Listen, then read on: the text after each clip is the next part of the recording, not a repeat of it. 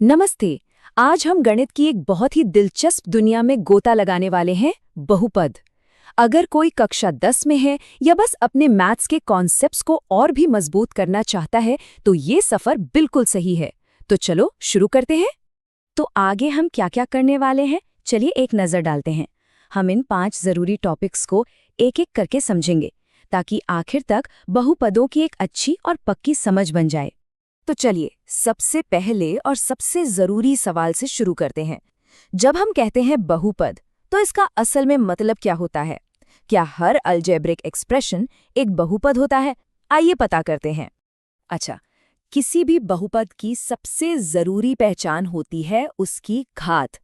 ये बस उस बहुपद में चर मतलब वेरिएबल की सबसे बड़ी पावर होती है। और जैसा कि हम आगे देखेंगे, ये एक छोटा सा नंबर हमें बहुपद के बारे में बहुत कुछ बताता है। तो इसी घात का इस्तेमाल करके हम बहुपदों को अलग अलग परिवारों में बांट सकते हैं। अगर घात 1 है तो वो रैखिक बहुपद कहलाता है, अगर घात 2 है तो वो द्विघात है, और अगर घात 3 है तो वो त्रिघात बहुपद है। हर किसी का अपना अलग अंदाज और अपनी अलग पहचान होती है। तो एक बहुत ही आसान सा नियम है जो हमें याद रखना है। बहुपद में चर की घात हमेशा एक पूर्ण संख्या मतलब एक होल नंबर होनी चाहिए। 0, 1, 2, 3 इस तरह। इसका मतलब क्या हुआ? इसका मतलब ये कि अगर घात नेगेटिव में है या फ्रैक्शन में है जैसे कि स्क्वायर रूट, तो वो बहुपद नहीं कहलाएगा। ठीक है, तो अब हम ये तो समझ गए कि बहुपद क्या होते हैं। अब बात करते हैं इनकी एक बहुत ही जादुई चीज के बारे में, जिसे हम कहते हैं शून्यक। तो ये शून्यक आखिर है क्या? सोचिए, ये एक तरह का मैजिक नंबर है। ये वो वैल्यू है जिसे अगर हम बहुपद में चर की जगह रख दें तो पूरे बहुपद का जवाब 0 हो जाता है। इसे बेहतर समझने के लिए चलिए एक उदाहरण लेते हैं। मान लीजिए हमारे पास ये द्विघात बहुपद है x² - 3x - 4। तो जैसे ही हमने x की जगह -1 रखा और पूरा कैलकुलेशन किया तो नतीजा क्या आया? 0। इसका सीधा सा मतलब है कि -1 इस बहुपद का एक शून्यक है। देखा?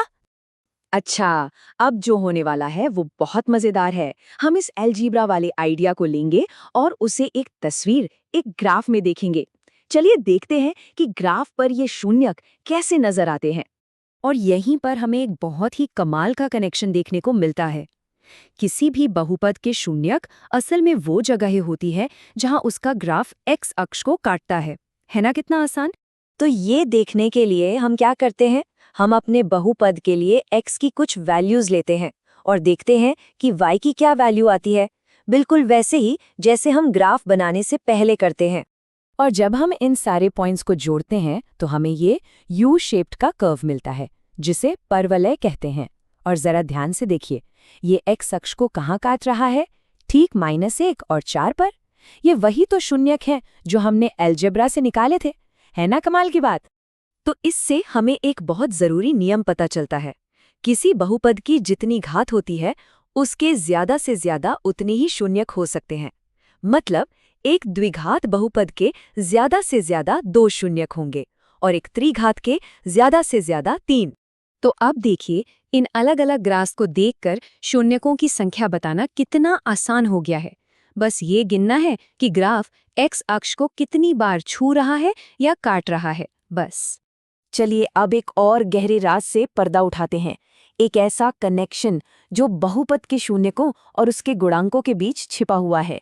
ये एक तरह का सीक्रेट कोड है। तो सवाल ये उठता है कि क्या कोई शॉर्टकट है? क्या हम बिना शून्यकों को निकाले ही सिर्फ बहुपद को देखकर, उसके ए, बी और सी को देखकर उनके बारे में कुछ बता सकते हैं? और जवाब है हाँ, बिल्कुल है। किसी भी द्विघात बहुपद के 2 शून्यकों का जोड़, जिन्हें हम अल्फा और बीटा मान लेते हैं, वो हमेशा -b/a के बराबर होता है। और उन्हीं दोनों शून्यकों का गुणनफल हमेशा c/a के बराबर होता है। ये एक बहुत ही जबरदस्त शॉर्टकट है जो काफी काम आता है। अच्छा, ये सुनने में तो अच्छा लग रहा है, पर क्या ये सच में काम करता है? चलिए इसे इस उदाहरण x² + 7x + 10 के साथ चेक करके देखते हैं। देखिए, चाहे हम शून्यकों को जोड़कर देखें या फॉर्मूले से, जवाब -7 ही आता है और गुणा करने पर भी दोनों तरीकों से 10 ही आ रहा है। मतलब ये फॉर्मूला एकदम सही काम करता है।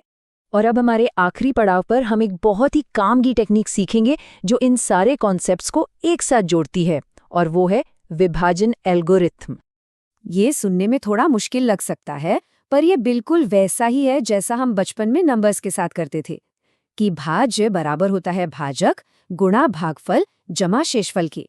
वही नियम यहाँ बहुपदों पर भी लागू होता है। अब सवाल ये है कि ये इतना काम का क्यों है?